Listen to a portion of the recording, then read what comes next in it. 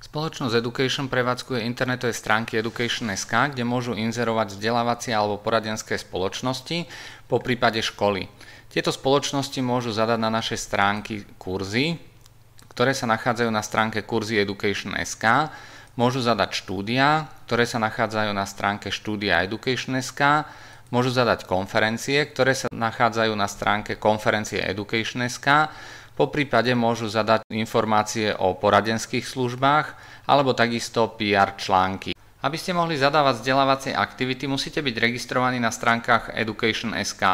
Registrácia je spoločná pre všetky typy stránok, čiže je jedno, či sa zaregistrujete na kurzy Education.sk, na štúdia Education.sk alebo konferencie Education.sk.